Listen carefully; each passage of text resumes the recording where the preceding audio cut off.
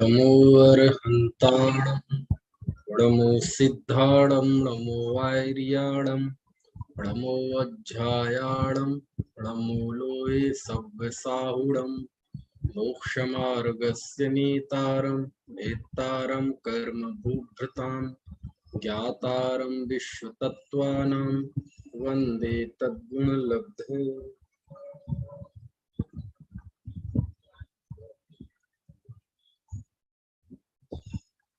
तत्वार्थ सूत्र तीसरा अध्याय।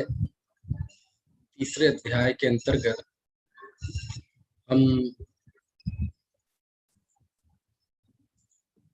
मध्यलोक पर बात कर रहे थे।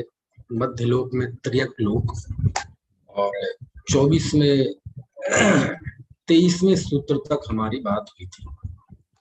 23वें सूत्र तक हमने ये जाना था कि ये जो जम्बू द्वीप है ये 7 वर्षधर पर्वतों के द्वारा 6 वर्षधर पर्वतों के द्वारा ये पूरा जम्बू द्वीप 7 भागों में विभाजित है।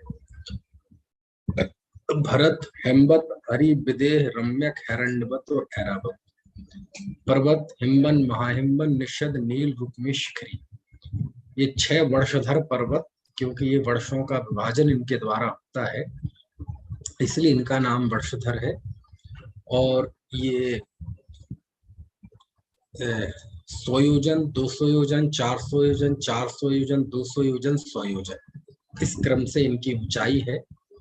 इन 6 वर्षधर पर्वतों के ऊपर 6 सरोवर हैं। उन सरोवर से 14 नदियां निकलती हैं। 7 नदी पूर्व की ओर बहती हैं, 7 नदी पश्चिम की ओर बहती हैं। और इन 14 नदियों के भी नाम हमने सूत्र में पढ़े। और इन 14 नदियों में की 14,000 है ना, इनकी 14,000 और सहायक नदियां हैं, ये महानदी कहलाती हैं। और इनकी 14 है ना नदियां इनकी परिवार नदियां हैं। ठीक है, तो आप समझ सकते हैं कितनी बड़ी बड़ी नदी होंगी। 14,000 जिनकी है ना सहयोगी और छोटी छोटी नदियां और हो, वो उनकी परिवार नदियां कहलाती हैं। ठीक है, चलिए अब मैंने आपको कहा था कि अब हम जहां हैं वहां पहुंचने वाले हैं। तो जम्बू द्वीप में हम सब जिस क्षेत्र में रहते हैं वो कहलाता है भरत क्षेत्र। तो अब आगे भरत क्षेत्र 24वें सूत्र में आचार्य देव ने भरत क्षेत्र का विस्तार बताया है कि ये भरत क्षेत्र कितना बड़ा है। तो देखो जरा 24वां सूत्र पढ़ते हैं। 24वां सूत्र है भरतः षड्विंशति पंच योजन शत सहस्त्र विस्तार षड चैकोन विंशति भागा योजनस्य। क्या अर्थ हुआ इसका? भरतः, भरतः यानी भरत, भरत की बात चल रही ना। तो भरत क्षेत्र षड्विंशति पंच योजन शत विस्तार। षड्विंशति यानी होता है 26 और पंच योजन शत सहस्र, पंच योजन शत विस्तारा है ना। तो 500 योजन, पंच योजन शत विस्तारा 500 योजन और षड्विंशति 26, यानी इन पूरे शब्द को मिला दिया जाए तो उसका अर्थ निकलेगा 526 योजन विस्तार वाला। भरतः षड्विंशति पंच योजन शत विस्तार। क्या अर्थ हुआ इस पूरे शब्द का? भरत 526 योजन है ना विस्तार वाला है। केवल 526 योजन कहते मोटा मोटा है ना, लेकिन जैसे हम जब पढ़ते हैं ना तो दशमलव में कोई बात आती है, बटे में कोई बात आती है, बटे 2, 3 बटे 4, 6 बटे 8 है ना। तो 526 योजन के अलावा भी और कुछ है। क्या है? तो षट चा एकोनविंशति भागाः योजनस्य, इसके अलावा एकोनविंशति, एकोनविंशति यानी होता है 19, एकोनविंशति यानी क्या होता है? 19 20 में एक उन यानी एक कम 19, और षट, षट मतलब 6। तो क्या अर्थ हुआ कि एक योजन के 19 भागों में से 6 भाग अधिक प्रमाण है। षट चा एकोनविंशति भागा योजनस्य, योजन के, है ना, 19 भागों में से 6 भाग और जोड़ दो आप, जिसे हम कह सकते हैं 6/19। ठीक है ना? ठीक है। तो क्या अर्थ हुआ कि 526 योजन और एक योजन के 16 भागों में से 9 भाग, तो 526 6/19 योजन इस भरत क्षेत्र का प्रमाण है। ठीक है। अब ये भरत क्षेत्र का प्रमाण से मतलब क्या है? तो भरत क्षेत्र के प्रमाण से मतलब, देखो मैं वापस चित्र खोलते हैं जरा, क्योंकि चित्र के बिना वो चीज उतनी बोधगम्य नहीं होगी।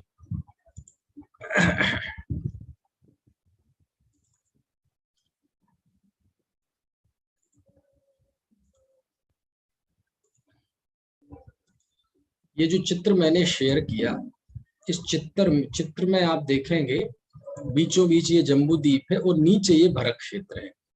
ये पीला पीला आपको सबसे नीचे पर्वत दिख रहा है, हिमवन पर्वत। ठीक है। हिमवन, महाहिमवन, निषद, नील, रुक्मी, शिखरी, 6 वर्षधर पर्वतों की वजह से ये 7 क्षेत्र हो गए।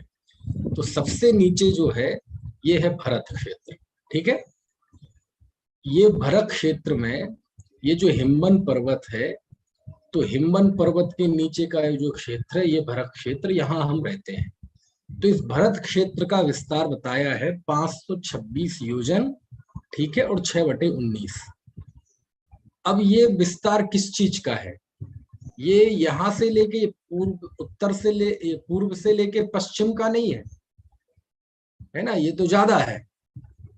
ये है यहाँ दक्षिण में जो लवण समुद्र की सीमा है, देखो ये मेरा एरो जहां जा रहा है, यहां से जब हम ऊपर चलेंगे तो यहाँ हिमवन पर्वत तक ये जो सीधी रिश्ता है, ऊपर दक्षिण से उत्तर की ओर चलेंगे, यानी चित्र में देखा जाए तो नीचे से ऊपर की ओर चलेंगे, तो ये जो ये है ना, है ये, इसका नाम है 526 9/16 योजन। ठीक है। आप समझ गए? ये विस्तार मतलब ये पूरा नहीं, इसका पूरा तो अलग है, पूरे का गणित तो अलग है, यहां से यहाँ का गणित तो अलग है, ये तो बहुत ज्यादा है।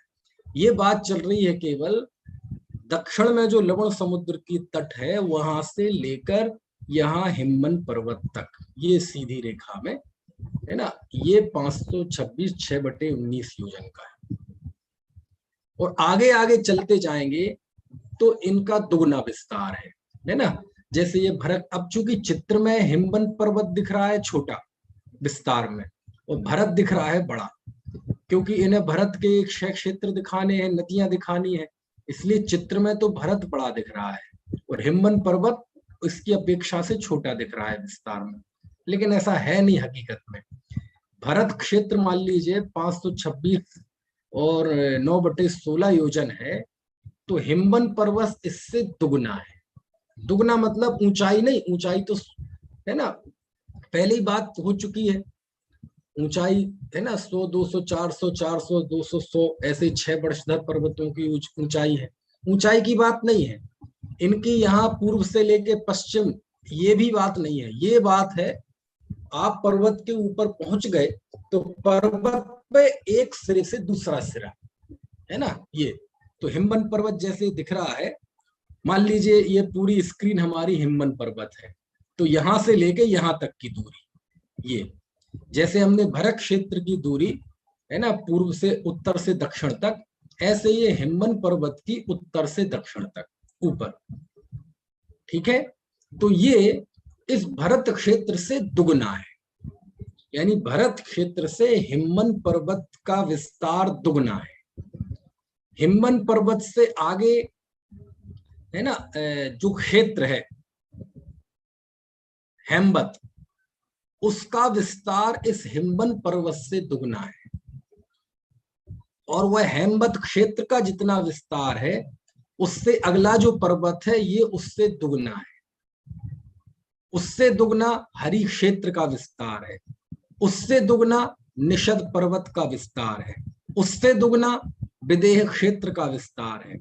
फिर यहां से घटते क्रम में हो जाएगा, उससे आधा नील पर्वत का विस्तार है, उससे आधा रम्य क्षेत्र का विस्तार है, उससे आधा रुक्मी पर्वत का विस्तार है, उससे आधा हैरण्यवत क्षेत्र का विस्तार है, उससे आधा शिखरी पर्वत का विस्तार है, उससे आधा ऐरावत क्षेत्र का विस्तार है। वो वही है जितना भरत का है, 526 9/19 योजन, 6/19 योजन। ठीक है, तो ये बढ़ते क्रम में है। कैसे?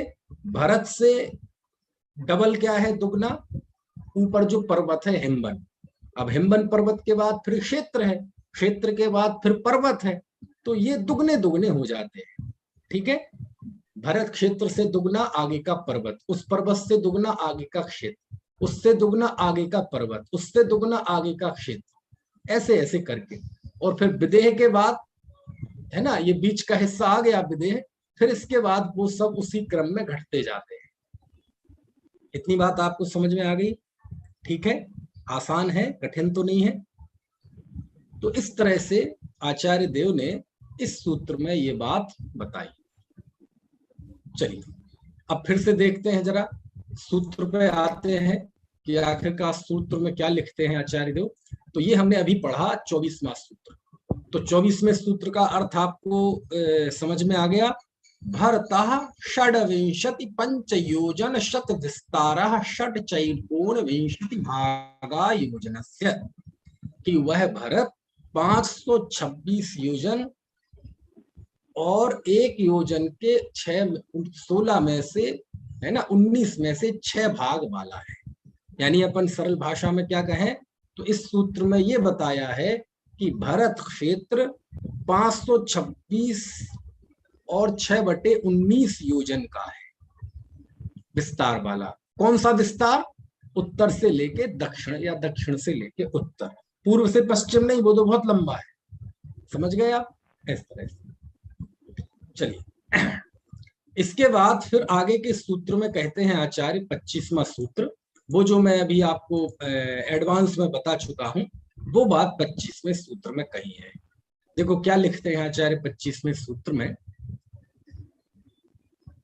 तद्विगुण द्विगुण विस्तारा वर्षधर वर्षा विदेहांता, कि तद्विगुण द्विगुण है ना, यानी वह विदेह क्षेत्र पर्यंत, विदेह क्षेत्रांता, यहां लिखा ना विदेहांता, विदेह क्षेत्र है अंत के जिसमें, यानी विदेह क्षेत्र तक, क्योंकि उसके बाद फिर वो मामला बदल जाता है, फिर घटते क्रम में हो जाता है।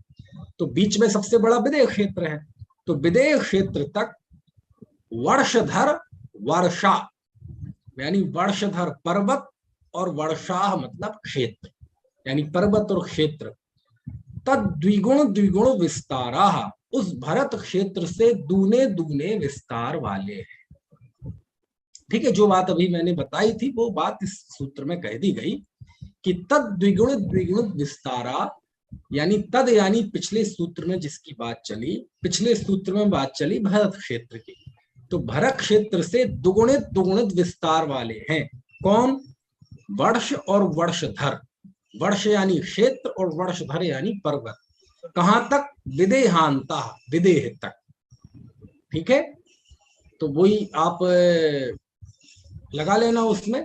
ठीक है, कि भरत क्षेत्र से दुगना हिमवन पर्वत, हिमवन क्षेत्र पर्वत से दुगना हेमवत क्षेत्र, हेमवत क्षेत्र से दुगना महाहिमवन, महाहिमवन से दुगना भरत हेमवत, हैरण्यवत क्षेत्र, हैरण्यवत क्षेत्र से दुगना निषद पर्वत, और निषद पर्वत से दुगना विदेह, और उसके बाद फिर वो आधे आधे होते जाते हैं। ठीक है, चलिए तो यही बात। तो हाँ हाँ बताइए। तो मतलब विदेश से आगे मतलब ऐसे कितना, जैसे 400 से 200 हो जाएगा, 200 उससे ऊपर 100 हो जाएगा, इस तरीके से आगे आगे। हाँ हाँ, उदाहरण ऐसे ही ले सकते हैं, लेकिन यदि आपको गणित बहुत अच्छा हो तो आप बाकायदा इसको निकाल, सब लिखे रखे हैं है ना, लेकिन फिलहाल अब उस लिस्ट को पढ़ने से फायदा नहीं है कि 526 6/19 का दुगना कितना होगा और उसका दुगना कितना होगा। तो ऐसे विदेय क्षेत्र तक दुगना करते जाए, फिर वहां से वो सब आधा आधा होता जाएगा। तो यही बात फिर लिखी 26वें सूत्र में, उत्तरा दक्षिण तुल्या, कि उत्तर क्षेत्रों एवं पर्वतों का वर्णन वो दक्षिण के समान है। ठीक है, यानी यहां उत्तर में ले लो भरत, तो दक्षिण में लो लो ऐरावत, ये दोनों बराबर है। ठीक है, आप इसमें देखें, आपको मैं फिर से वही चित्र शेयर करता हूं।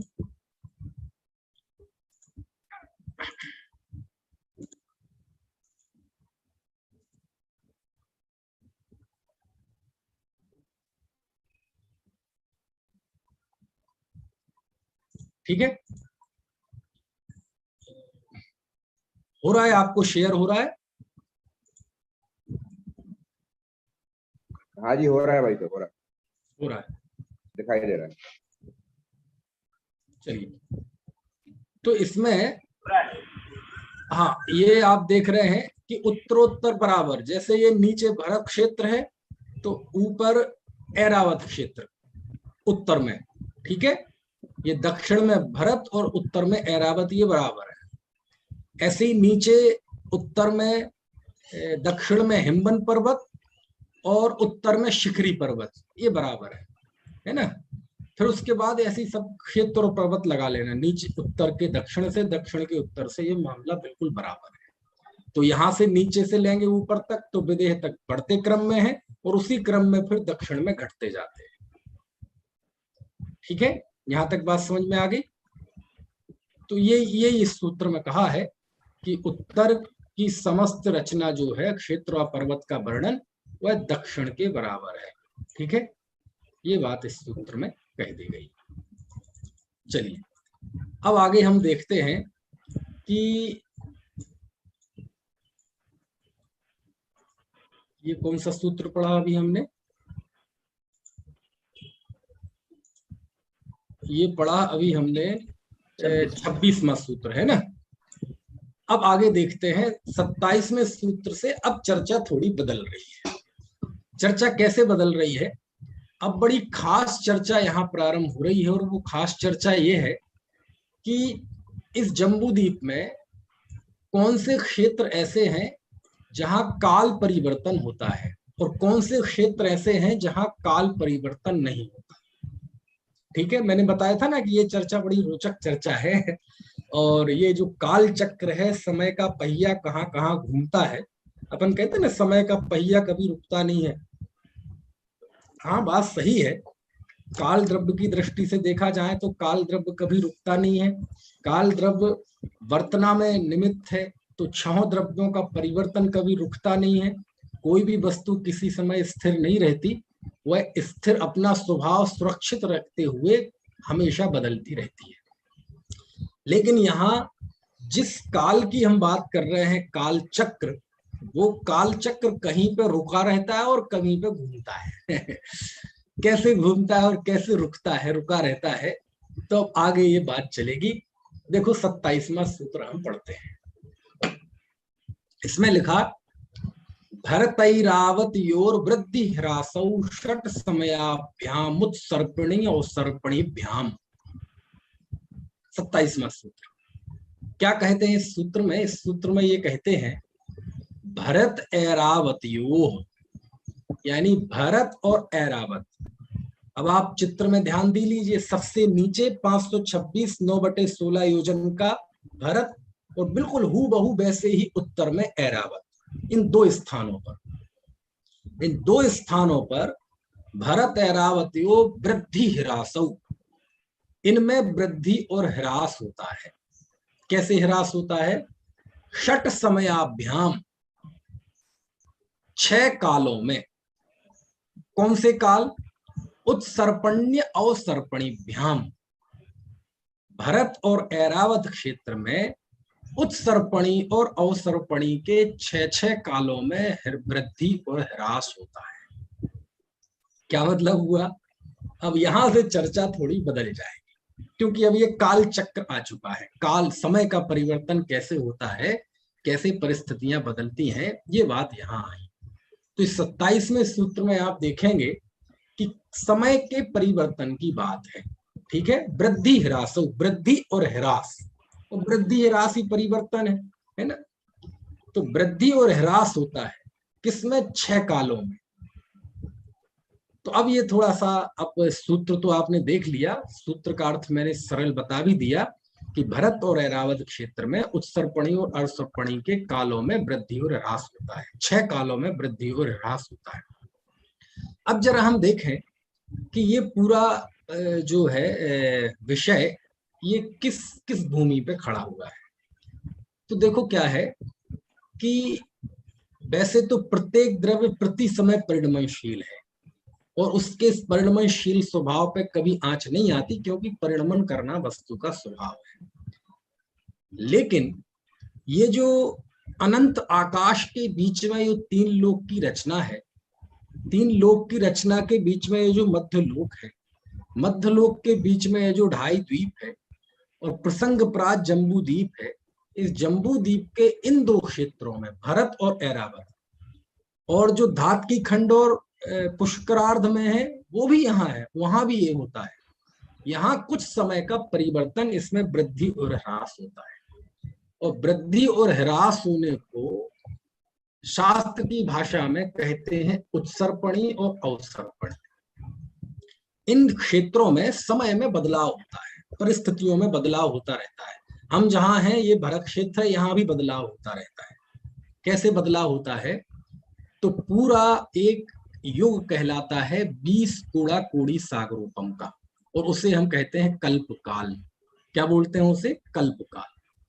और उस कल्पकाल के 2 हिस्से होते हैं, 2 भाग। एक कहलाता है उत्सर्पणी और एक कहलाता है अवसर्पणी। उत्सर्पणी यानी समय का पहिया ऐसा चलता है कि मनुष्य और त्रयंच की आयु, बुद्धि, बल, शरीर की ऊंचाई, शरीर की शक्ति, ये सारी चीजें बढ़ती जाती है, वृद्धिंगत होती है। समझ में आया ना? बढ़ती जाती है, इसमें प्रोग्रेस होती है, बढ़ती जाती है। बुद्धि बढ़ती है, बल बढ़ता है, शरीर की ऊंचाई बढ़ती है, सब बढ़ता जाता है।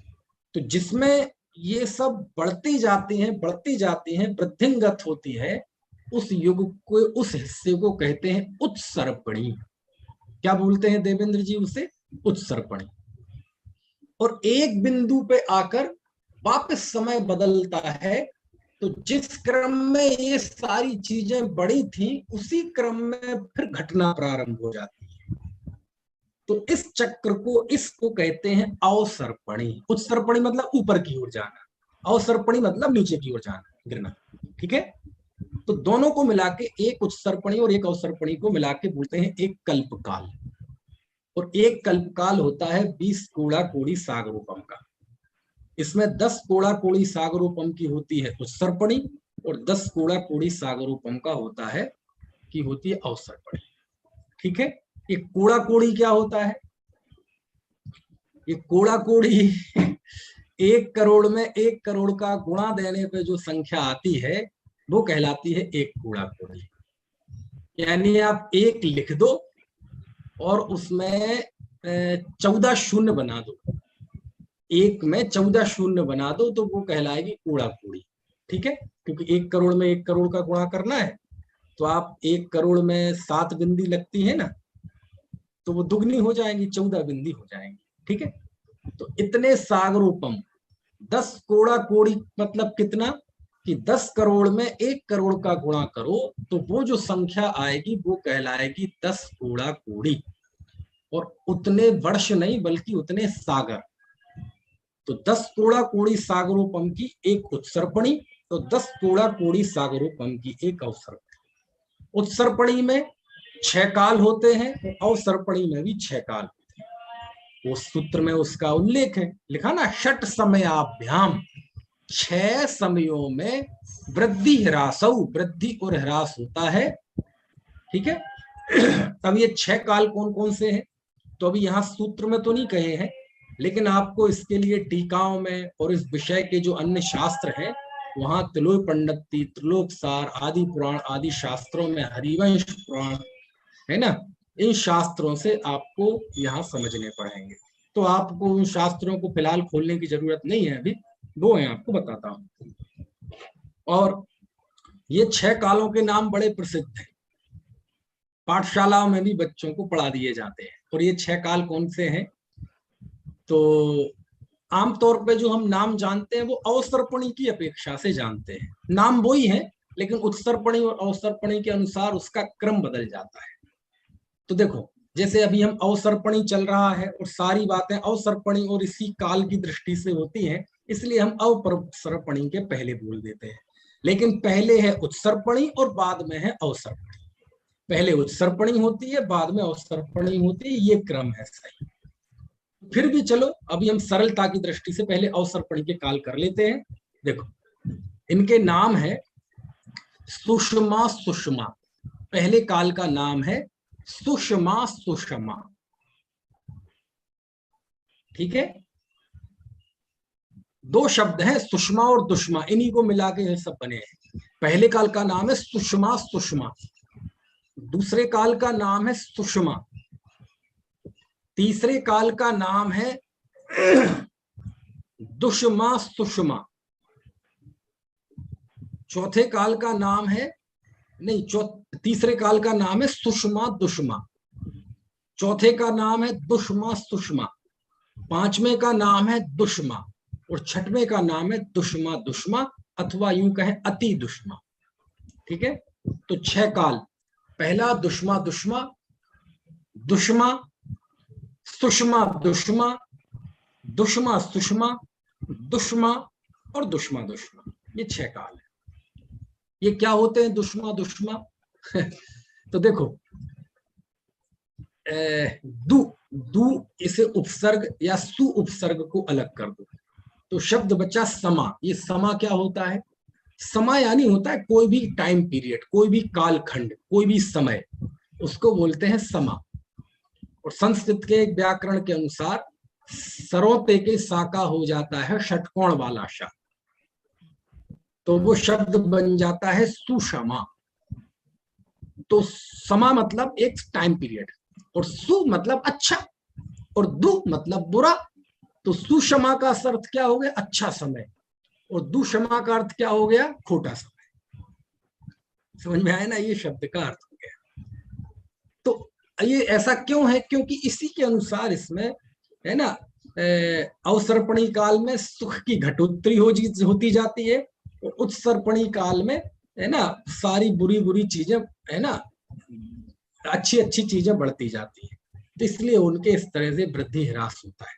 तो ये नाम पहले आप याद कर लें, सुषमा सुषमा, सुषमा सुषमा दुष्मा, दुष्मा सुषमा, दुष्मा और दुष्मा दुष्मा। इन्हीं को ऐसे भी नाम बोल देते हैं हम, सुखमा सुखमा, सुखमा सुखमा दुखमा, दुखमा सुखमा, दुखमा और दुखमा दुखमा। लेकिन ये नाम नहीं, सही नाम वो जो हमने पहले बताए। ऐसा कोई बोले तो कोई बात नहीं, बोल दो, कोई दिक्कत नहीं है, बोलने से कोई मिथ्यात्व नहीं होता है ना। वो भी कहीं ना कहीं लिखे होते हैं तो लोग सीख लेते हैं, उसमें हमें कोई दिक्कत नहीं है। लेकिन जो असल नाम है प्राचीन शास्त्रों में उल्लिखित नाम, वो ये है, ठीक है। चलिए, अब ये कैसे चलता है? तो आपने पहिया देखा होगा। पहिया जब हम घुमाते हैं तो एक जो कड़ी यहां है ऊपर की ओर जाती है, और फिर वही नीचे की ओर आती है। बिल्कुल सीक्वेंस में वो ऊपर की ओर जाती है और फिर वो नीचे की ओर आती है, पहिया, है ना। ऐसे ये समय का चक्र घूमता है। पहले 6 काल की उत्सर्पणी, 6 काल की फिर अवसर्पणी। अब ये मैंने अवसर्पणी के नाम गिनाए। यदि उत्सर्पणी के नाम गिनेंगे तो कैसे गिनेंगे? तो जो यहाँ छठमा है वह वहां पहला है। वहां कैसे शुरू होगा उत्सर्पणी का? नीचे से, दुष्मा दुष्मा, दुष्मा, दुष्मा सुषमा, सुषमा दुष्मा, सुषमा और सुषमा सुषमा। बिल्कुल क्रम बदल जाएगा, ठीक है।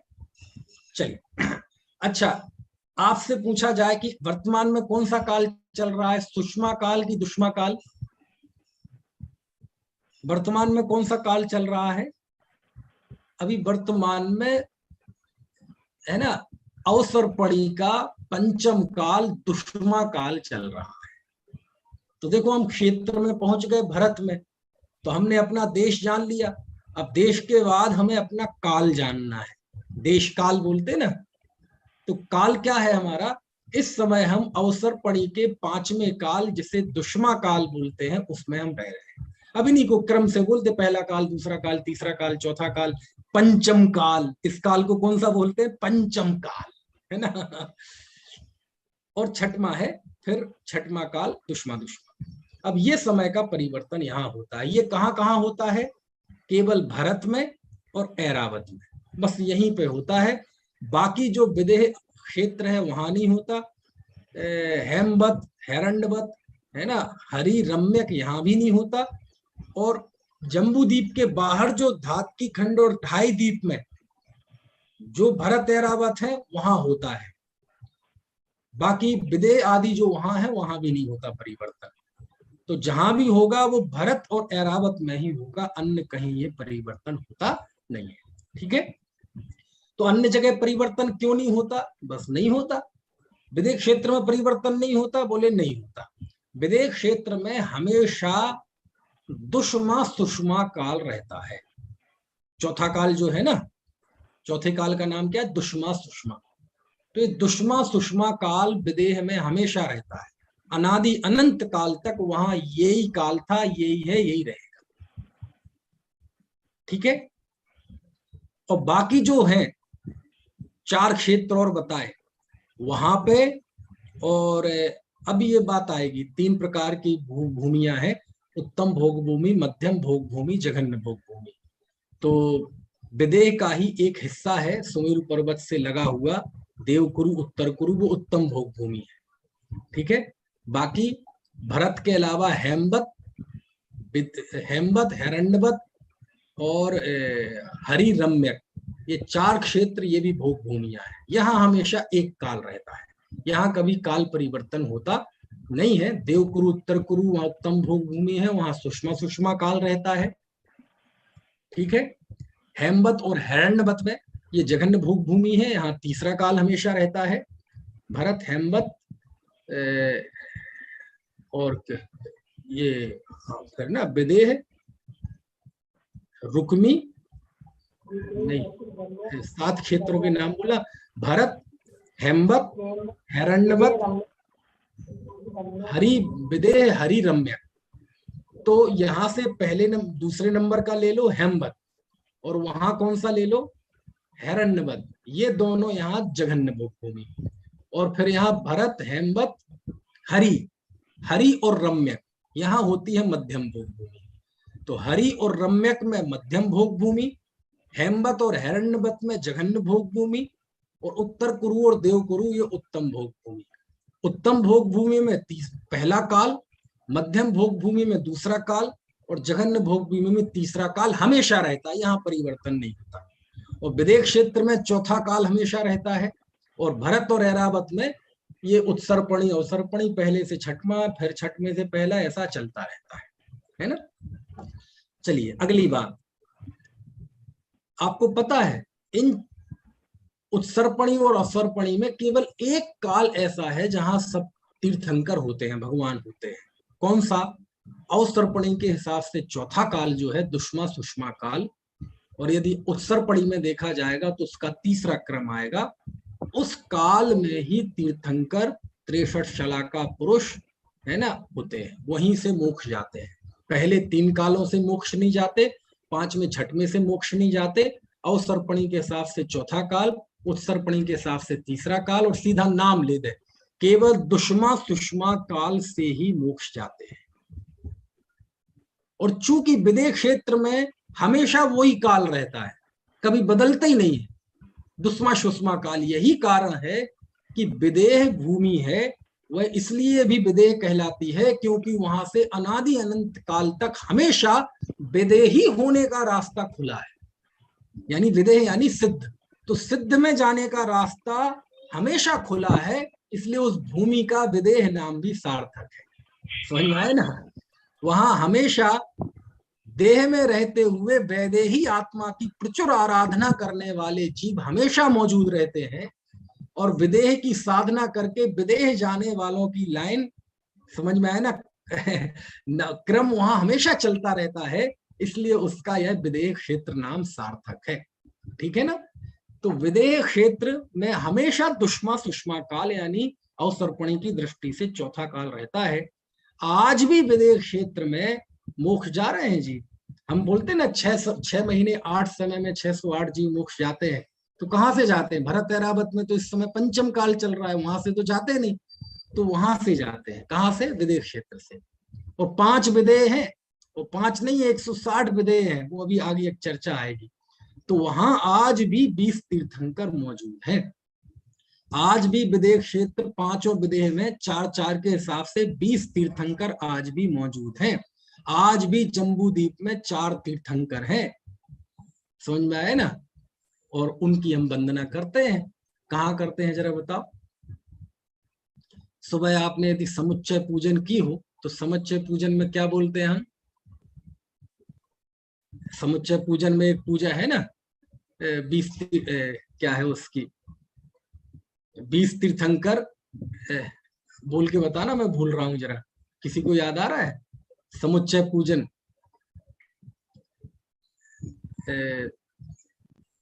क्या है?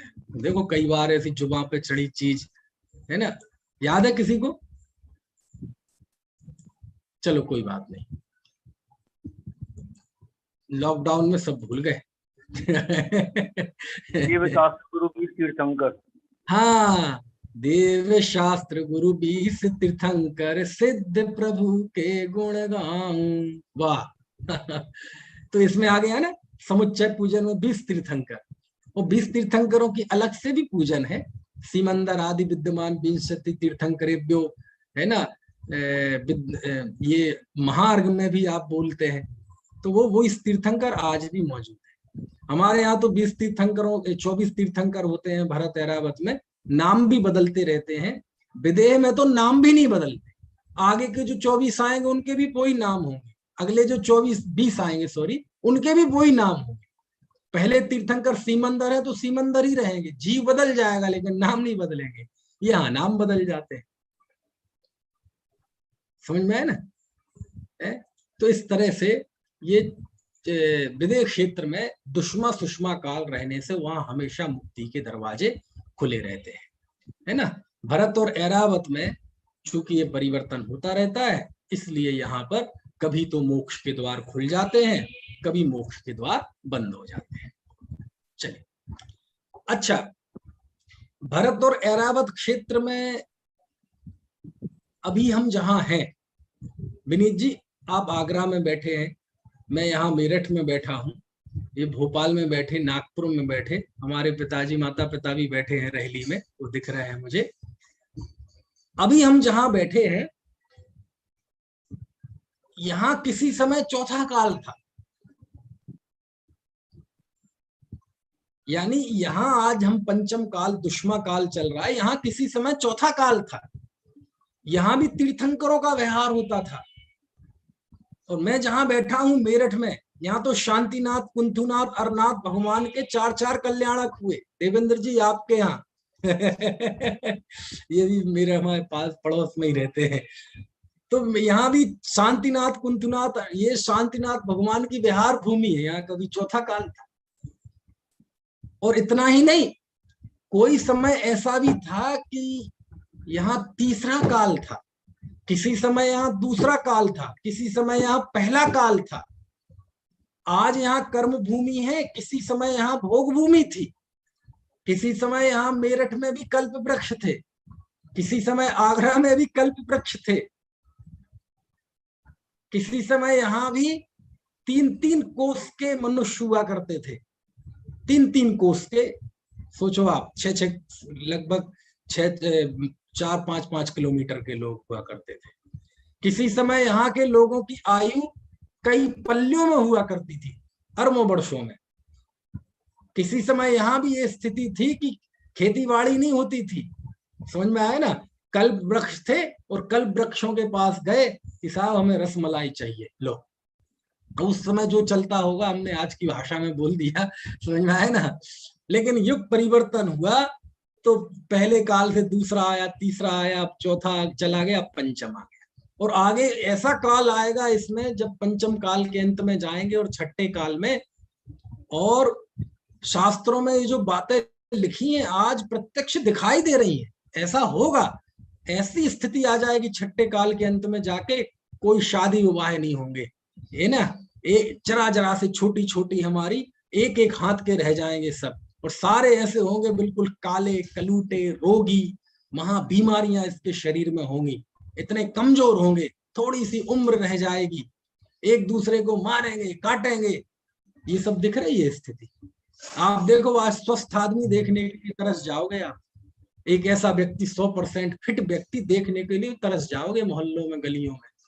अब वो 18-20 साल का नयो वो बात अलग है, लेकिन थोड़ी और ज्यादा उम्र के कोई स्वस्थ आदमी नहीं मिलेगा। और शास्त्रों में ऐसा लिखा है, ऐसा परिवर्तित आप देखो, आज से लगभग भगवान महावीर के समय, चलो महावीर का नहीं, आज से 50-60-100 साल पहले चले जाओ, हमारे दादा लोग आपस में बात करते, दादा और उनके समय के लोग आपस में बात करते, और वो कहते कि भैया आज से 100 साल बाद ऐसा समय आएगा कि 6-6 साल की बच्चियों के साथ गैंगरेप होंगे। तो यकीन करते, हाँ कैसी बात कर रहे, और आज अखबार में देखो तो लाइन लगी, रिश्ते तार तार हो जाएंगे, एक एक इंच जमीन के लिए भाई भाई का गला काटेगा, एक एक रुपए के लिए भाई भाई का गला काटेगा, कोई रिश्ते नाते नहीं रहेंगे, है ना। तो कोई यदि आज से कुछ 100 साल पहले बातें कहता तो कहते हैं ऐसा कैसे हो सकता है, ऐसा हो सकता है क्या? आज वो हम अपनी आंखों के सामने देख रहे हैं। शास्त्र में लिखा है कि पंचम काल के आखिरी में जाके एक भीतरागी संत, एक है ना अर्जिका और एक श्रावक श्राविका, ये चतुर्विध संघ जीवित रहेगा।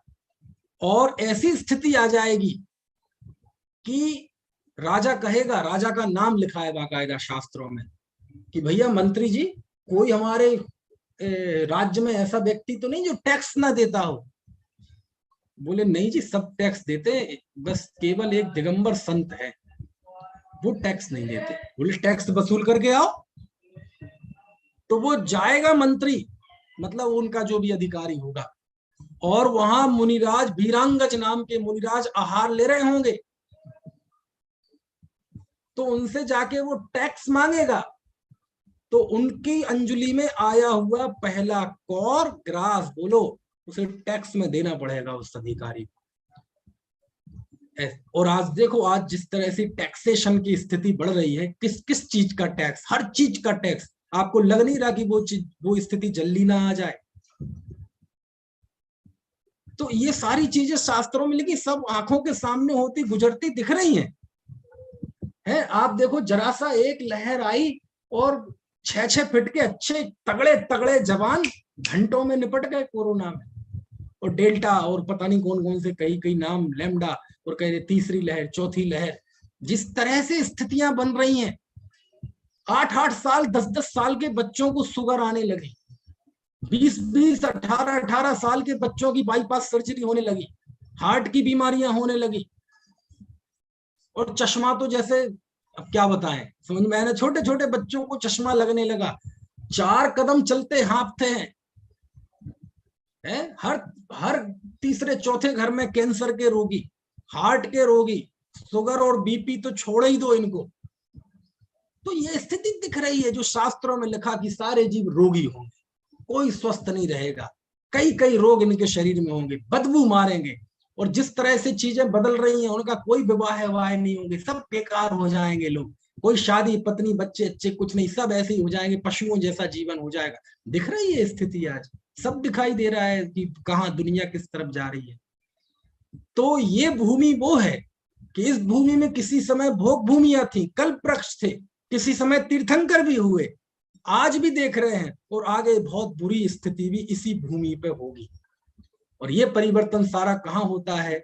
यहाँ भरत में होता है या ऐरावत में होता है? इस बात को आचार्य यहाँ काल परिवर्तन, वृद्धि, ह्रास, 6 काल और उत्सर्पणी और उत्सर्पणी के जरिए बताते हैं। अभी मैंने इस विषय को आज थोड़े रूप में स्थापित आपके सामने किया है। अभी इसकी चर्चा मैं और करूंगा आगे के सूत्रों के जरिए कि कैसे वो परिवर्तन होता है, कैसे कल्प वृक्ष होते हैं, कैसे परिवर्तन होता है, तो फिर ये समय परिवर्तन होता है, तो समय परिवर्तन के हिसाब से लोगों को नई नई चीजें सीखनी पड़ती हैं। कल्प वृक्ष खत्म हो गया, भोजन कहाँ से करें? तो किसने भोजन बनाया सिखाया? किसने भोजन मतलब अनाज उगाना सिखाया? जब ये सब हुआ तो लड़ाई झगड़े होने लगे, तो ये कानून किसने बनाया? लड़ना झगड़ना, अपनी रक्षा करना किसने सिखाया? अर्थशास्त्र किसने बनाया? समझ में? समाजशास्त्र किसने बनाया? वर्ण व्यवस्था कैसे आई, है ना? स्थापत्य कला कैसे आई? ये सारी चीजें मैं बताऊंगा कि परिवर्तन जब समय हुआ तो जीवन जीने की तमीज, जीवन जीने का सलीका किसने सिखाया, जिन्हें हम कुलकर कहते हैं। वो सारी चर्चा हम आगे करेंगे, बहुत रोचक चर्चा है।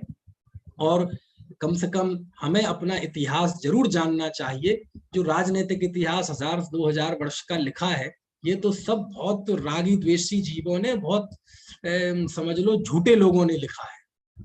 यही कारण है कि एक का इतिहास दूसरे से मैच नहीं करता, है ना? असल जो इतिहास है वो हमारे सप्त महाव्रत के धनी हमारे आचार्यों ने लिखा है, जिनको किसी से, किसी संप्रदाय पंथ से राग द्वेष नहीं था। उन्होंने निष्पक्ष भाव से हमारा इतिहास लिखा है। और कभी आपको मौका मिले तो आप आदि पुराण जरूर पढ़ना। उसके शुरुआत में ये सारी चीजें दी हैं, काल चक्र का परिवर्तन। आज भी इतिहासकार मानते हैं कि भारत का प्राचीन यदि इतिहास आपको देखना हो तो आपको आदि पुराण में जाना पड़ेगा। आदि पुराण में भारत का प्राचीन इतिहास लिखा है। और सच में जिसने आदि पुराण नहीं जाना, वो अपने भारत के इतिहास को, अपने जैन धर्म के गौरवशाली इतिहास को जान ही नहीं सकता। आपको आदि पुराण की शरण लेनी पड़ेगी। चलिए, अभी का समय हो गया है, वो सब सार संक्षेप में आपको बताऊंगा। अभी का समय हो गया। किसी को कोई प्रश्न हो तो पूछ लीजिए, बाकी की चर्चा कल सुबह करेंगे। पूछना है किसी को कुछ? चलिए तो फिर जिनवाणी स्तुति कर लेते हैं। अनंत धर्मणस्तत्त्वं पश्यन्ति प्रत्यगात्मनः अनेकान्तमयी मूर्तिर्नित्यमेव प्रकाशतम्।